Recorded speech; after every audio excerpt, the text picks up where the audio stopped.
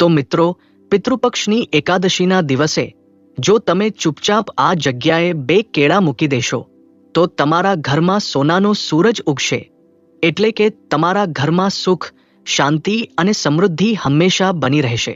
તો મિત્રો, 17 સપ્ટેમ્બર અને પિતૃપક્ષની એકાદશીના દિવસે માત્ર 2 કેળા આ એક ગુપ્ત જગ્યાએ રાખી દેશો તો મિત્રો એટલા પૈસા આવશે કે તમે પૈસા ગણતા થાકી જશો. કારણ કે મિત્રો, પિતૃપક્ષની એકાદશીના દિવસે તમે આ ઉપાય કરી લેશો તો તમને આ ઉપાયનું ઉત્તમ ફળ પ્રાપ્ત થશે. તેથી જો તમે પિતૃપક્ષની એકાદશીના દિવસે આ જગ્યા ઉપર 1-2 કેળા મૂકી દેશો તો મિત્રો તમારા ઘરની આર્થિક પરિસ્થિતિ બહુ સારી થઈ જશે, તેમજ લક્ષ્મી માતાનો વાસ તમારા ઘરમાં થઈ જશે. મિત્રો, આ એકાદશીનો દિવસ એટલો શુભ હોય કે જો તમારું વર્ષો જૂનું કોઈ કામ હશે એ જો પૂરું નહીં થતું હોય તો મિત્રો તમારે આજે પિતૃપક્ષની એકાદશીના દિવસે આ ઉપાય અવશ્ય કરી લેવો જોઈએ. મિત્રો, આ ઉપાય એટલો બધો કારગર સાબિત થયો કે જે લોકોને પણ પોતાની મનોકામના પૂર્ણ કરવી હોય, જેવી કે જો ઘરમાં આર્થિક સમસ્યા બહુ ખરાબ હોય, તેમજ ઘરના સભ્યોનું સ્વાસ્થ્ય સરખું ન રહેતું હોય, તેમજ મિત્રો ઘરના સભ્યોના કોઈના લગ્ન ન થતા હોય અથવા તો ઘરના માંગલિક કાર્યોમાં અડચણ આવતી હોય તો મિત્રો આ બધી જ વસ્તુઓનું સમાધાન તમને આ ઉપાય કરવાથી મળી જશે. આથી જો તમે પિતૃપક્ષની એકાદશીના દિવસે 2 કેળા આ જગ્યા ઉપર મૂકી દેશો તો મિત્રો તમારી સમસ્ત મનોકામના પૂર્ણ થઈ જશે. તો મિત્રો, જે કોઈ આ વિડીયોને કાપીને જોશે કે અધૂરો છોડી દેશે તેને આ ઉપાય વિશે ખબર નહીં પડે અને તેમને આ ઉપાયથી કોઈ લાભ નહીં થાય. તેથી જ તમારા ભલા માટે આ વિડીયોને અંત સુધી જુઓ. મિત્રો, વિડીયોમાં આગળ વધતા પહેલા જો તમે ઈચ્છતા હોવ કે લક્ષ્મી માની કૃપા તમારી ઉપર સદા બની રહે તો આ વિડીયોને લાઈક કરી અને કમેન્ટમાં જય શ્રી વિષ્ણુ જય માં લક્ષ્મી જરૂરથી લખી દેજો. સાથે જ ચેનલને સબસ્ક્રાઇબ કરી લેજો. તો મિત્રો, આવો આપણે જાણીએ કે પિતૃપક્ષની એકાદશીના દિવસે તમારે શું કરવું જોઈએ અને શું ન કરવું જોઈએ. સાથે જ મિત્રો, આપણે જાણશું કે આજે પિતૃપક્ષની એકાદશીના દિવસે તમારે કઈ જગ્યા ઉપર 2 કેળા મૂકી દેવાના છે, જેથી મિત્રો તમારી જે પણ મનોકામના છે એ પૂર્ણ થઈ શકે. મિત્રો, આ ઉપાયને આપણે આ વિડીયોમાં જાણીશું. આથી તમે આ વિડીયોને આખો જુઓ. જો તમે આ વિડીયોને આખો નહીં જુઓ તો તમને આ ઉપાયનું પૂરેપૂરું ફળ નહીં મળી શકે. સાથે જ આ દિવસે અમુક કાર્યો ભૂલથી પણ ન કરવા જોઈએ તે વિશે પણ જાણીશું. તેથી જ જો તમે પોતાના ઘરમાં સુખ સમૃદ્ધિ મેળવવા માંગતા હોવ તો મિત્રો આ વિડીયોને અંત સુધી જોવા વિનંતી છે. મિત્રો, તે 2 કેળાનો ખાસ ઉપાય જાણીએ તે પહેલા એક બીજો ઉપાય જાણીએ. આ ઉપાય પણ ખૂબ જ ખાસ છે, જે આપણી તમામ સમસ્યાઓને દૂર કરીને મનોકામનાની પૂર્તિ માટેનો છે. તો મિત્રો, તમારે ઘરના મંદિરની સામે બેસીને સૌપ્રથમ ભગવાન વિષ્ણુ તેમજ લક્ષ્મી માતાને એક શુદ્ધ ઘીનો દીવો પ્રગટાવવાનો છે. અને સાથે જ મિત્રો, તમે જે પણ દેવી દેવતાને માનતા હો એના નામનું તમારે સ્મરણ કરીને આ ઉપાયની શરૂઆત કરવાની છે. અને પછી મિત્રો તમારે વિધિવિધાથી ભગવાન વિષ્ણુ તેમજ લક્ષ્મી માતાની અને તમારા દેવી દેવતાઓની પૂજા અર્ચના કરી લેવાની છે. તેની સાથે જ મિત્રો આ ઉપાય કરવા માટે તમારે એક સ્વચ્છ અને શુદ્ધ એક પીપળાનું પાન લેવાનું છે. અને સાથે જ એ વસ્તુનું ધ્યાન રાખજો કે આ પીપળાનું પાન છે એકદમ સ્વચ્છ અને આખું પાન હોવું જોઈએ. આ પાન છે કોઈ પણ બાજુથી ફાટેલું ન હોવું જોઈએ. આથી મિત્રો આ એક પીપળાનું પાન લઈને એને તમારે સૌપ્રથમ ગંગાજળથી સ્વચ્છ કરી લેવાનું છે. અને મિત્રો આ પીપળાના પાન ઉપર તમારે થોડીક હળદર લગાવી દેવાની છે. અને સાથે જ મિત્રો તમારે આ પીપળાના પાનને લક્ષ્મી માતા તેમજ ભગવાન વિષ્ણુનો ફોટો અથવા તો મૂર્તિ તમે મંદિરમાં મૂકેલી હોય એનો તમારે એકવાર સ્પર્શ કરાવી દેવાનો છે. અને પછી આ પાન ઉપર તમારે કંકુથી એક સ્વસ્તિક બનાવવાનો છે. એટલે કે મિત્રો આ પીપળાના પાન ઉપર એક કંકુથી તમારે સ્વસ્તિક દોરવાનો છે. અને મિત્રો સાથે જ તમારે આ પીપળાનું પાન પોતાના જમણા હાથમાં રાખીને આ મંત્રનો 21 વાર જાપ કરવાનો છે. આ મંત્ર આ પ્રમાણે છે: ઓમ નમો ભગવતે વાસુદેવાય નમઃ. તો આ મંત્રનો તમારે 21 વાર જાપ કરી લેવાનો છે. અને મિત્રો પછી તમારે આ પાન છે એ મંદિરમાં ભગવાન વિષ્ણુ તેમજ લક્ષ્મી માતાની પાસે આ પાન મૂકીને તમારે તમારી મનોકામનાનું સ્મરણ કરવાનું છે. સાથે જ તમારે ભગવાન વિષ્ણુ અને લક્ષ્મી માતાને પ્રાર્થના કરવાની છે કે અમે આ ઉપાય પૂરી શ્રદ્ધાથી કરીએ છીએ. આથી જો અમારા ઘરમાં કોઈ પણ દોષ હોય તો એને તમે દૂર કરી દેજો. સાથે જ અમારા ઘરમાં સુખ અને સમૃદ્ધિની પ્રાપ્તિ થાય એવા અમને આશીર્વાદ આપજો. તેમજ જો તમારા ઘરમાં કોઈ માંગલિક કાર્યો થઈ શકતા ન હોય તો મિત્રો એના માટે પણ તમે પ્રાર્થના કરી શકો છો. તો આ પછી તમારે શું કરવાનું છે? તો મિત્રો આજે પિતૃપક્ષની એકાદશીના દિવસે તમારે સવારના પહોરમાં જ આ ઉપાય કરી લેવાનો છે. અને પછી મિત્રો આજે આખો દિવસ તે પાનને ત્યાં રાખવાનું છે. પછી કાલે બારસના દિવસ તમારે આ પીપળાનું પાન લઈને તમારે કોઈ પણ વહેતા પાણીમાં આ પાન પધરાવી દેવાનું છે. આ ઉપાયથી તમારી તમામ સમસ્યાઓનો દૂર થશે અને સમસ્ત મનોકામના છે તે પણ પૂર્ણ થઈ જશે. તો મિત્રો હવે આપણે આ 2 કેળાના ખાસ ઉપાય વિશે જાણીએ. તો તમારે આ ઉપાય કઈ રીતે કરવાનો છે? તો મિત્રો સૌપ્રથમ તમારે આ ઉપાય પિતૃપક્ષની એકાદશીના દિવસે સવારના સમયમાં કરવાનો છે. અને જો તમે સવારના સમય ન કરી શકો તો ત્યાર પછીનો શુભ સમય પ્રદોષકાળનો હોય છે. એટલે કે તમે 5 વાગ્યાથી લઈને 7 વાગ્યા સુધીમાં આ ઉપાય કરી શકો છો.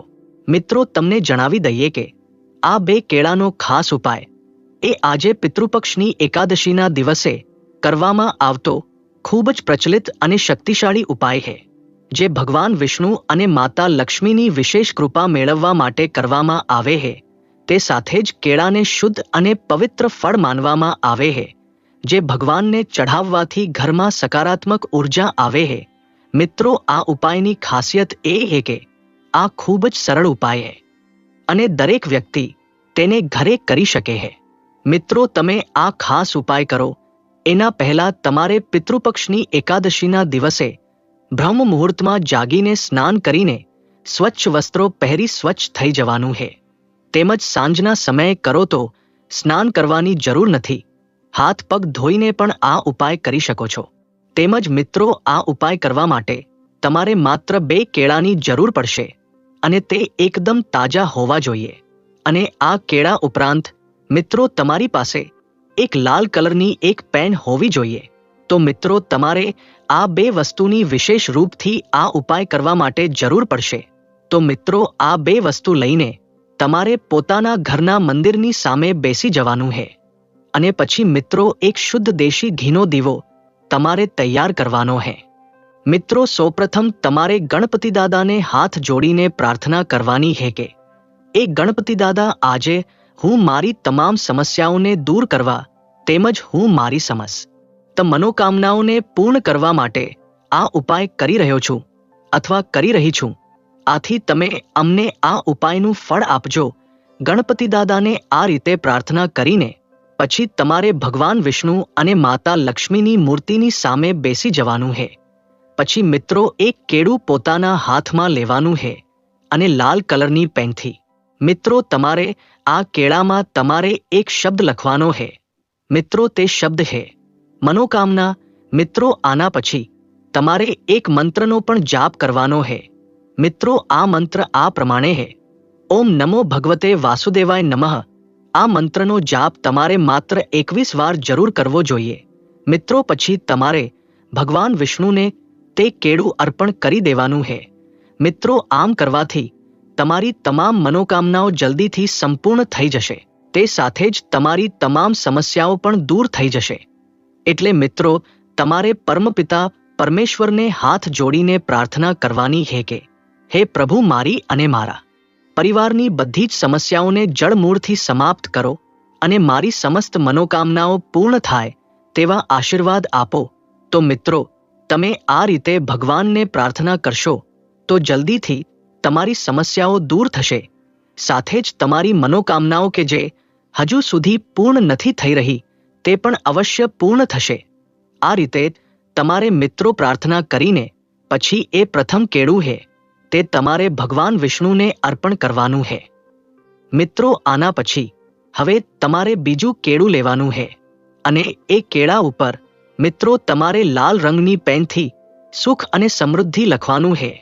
અને મિત્રો હવે માતા લક્ષ્મીને તમારે હાથ જોડીને પ્રાર્થના કરવાની હે કે હે માતા લક્ષ્મી, મારા ઘરમાં રહેલી તમામ આર્થિક સમસ્યાઓ દૂર થાય તેમજ મારા ઘરમાં સુખ, શાંતિ અને સમૃદ્ધિ હંમેશા બની રહે તેવા વિશેષ આશીર્વાદ આપો. તો મિત્રો તમારે આ પ્રકારે પ્રાર્થના કરવાની હે. તે સાથે જ આ મંત્ર શ્રી હરિ ક્લી મહાલક્ષ્મી આ મંત્રનો 21 વખત જાપ કરવાનો હે અને તમારે બીજું કેળું માતા લક્ષ્મીને અર્પણ કરી દેવાનું હે. પછી તમારે શું કરવાનું હે? તો મિત્રો આ રીતે પ્રથમ કેળું ભગવાન વિષ્ણુને અને બીજું કેળું માતા લક્ષ્મીને અર્પણ કરી દેશો તો તમારા ઘરની તમામ સમસ્યાઓ જેવી કે પિતૃદોષ, મંગળદોષ કે અન્ય તમામ દોષોથી મુક્તિ મળશે.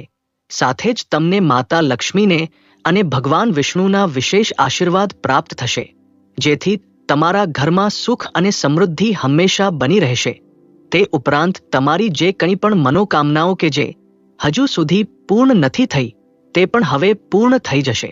એના પછી મિત્રો પરમપિતા પરમેશ્વરને એટલે કે મિત્રો વિષ્ણુ ભગવાનને તેમજ લક્ષ્મી માતાને ફરીવાર હાથ જોડીને તમારી સમસ્યાઓ દૂર થાય તેમજ તમારી મનોકામનાઓ પૂર્ણ થઈ જાય એના માટે તમારે પ્રાર્થના કરવાની છે.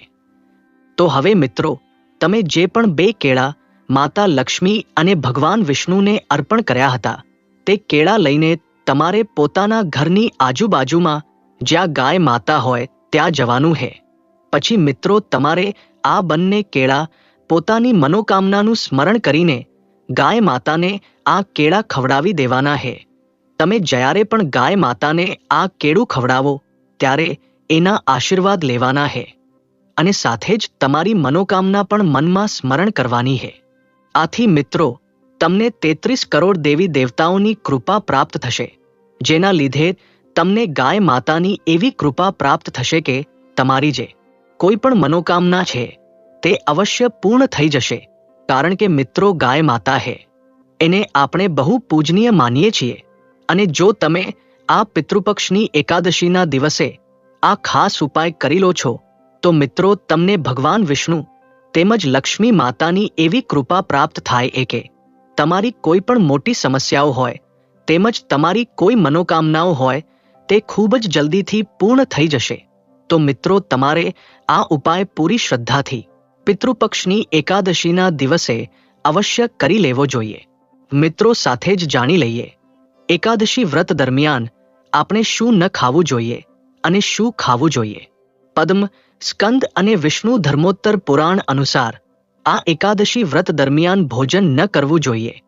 આ વ્રતમાં ઉપવાસના નિયમો જણાવવામાં આવ્યા છે જેમાં માત્ર નિર્જર વ્રત રાખવું જોઈએ અથવા ફળ જ ખાઈ શકાય છે. મિત્રો આ સિવાય એકાદશીના દિવસે ગંધવાળી વસ્તુઓ ખાવાનું ટાળવું જોઈએ કારણ કે તેનાથી શરીર અને મનની અશુદ્ધિ વધે છે. તેથી આ દિવસે લસણ અને ડુંગળી, દાળ, ગાજર, સલગમ, કોબી, પાલક વગેરે જેવી વસ્તુઓ ખાવાનું ટાળવું જોઈએ.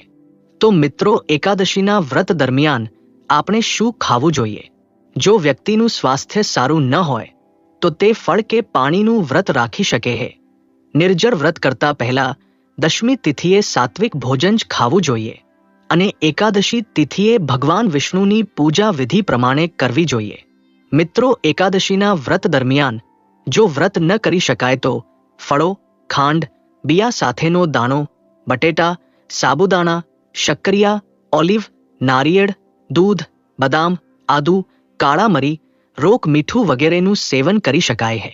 મિત્રો હવે જાણીએ આજે એકાદશીના દિવસે કયા કાર્યો ન કરવા જોઈએ તેમજ આગળ જાણીશું આ દિવસે કરવામાં આવતા સરળ ઉપાયો વિશે. તેથી વિડીયોને અધૂરો છોડીને ન જતા. મિત્રો પૂજા કરતી વખતે ભૂલથી પણ વાસી કે સુકાઈ ગયેલા ફૂલ ન ચડાવો.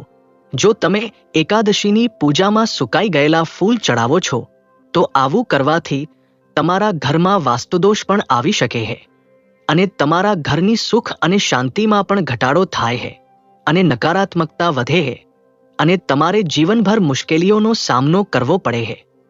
મિત્રો, જ્યોતિષશાસ્ત્ર અનુસાર એકાદશીના દિવસે ભૂલથી પણ કાળા કપડાં ન પહેરવા જોઈએ. જો શક્ય હોય તો પીળા વસ્ત્રો પહેરીને જ ભગવાન વિષ્ણુની પૂજા કરવી જોઈએ. મિત્રો, એકાદશીના દિવસે વાળ ન ધોવા જોઈએ. આમ કરવું અશુભ માનવામાં આવે છે. આ સિવાય એકાદશીના દિવસે વાળ અને નખ વગેરે ન કાપવા જોઈએ. આમ કરવાથી વ્યક્તિ દુઃખ અને દુર્ભાગ્યનો સામનો કરે છે. મિત્રો, ભગવાન વિષ્ણુની પૂજા તુલસીના પાન વિના અધૂરી માનવામાં આવે છે. આવી સ્થિતિમાં એકાદશી વ્રતના દિવસે સાધકે તેમની પૂજા દરમિયાન શ્રી હરિને ભોજન અર્પણ કરતી વખતે તેની સૌથી પ્રિય વસ્તુ એટલે કે તુલસીના પાન અર્પણ કરવા જોઈએ. મિત્રો, એકાદશી વ્રતમાં ચોખાનો બિલકુલ ઉપયોગ થતો નથી.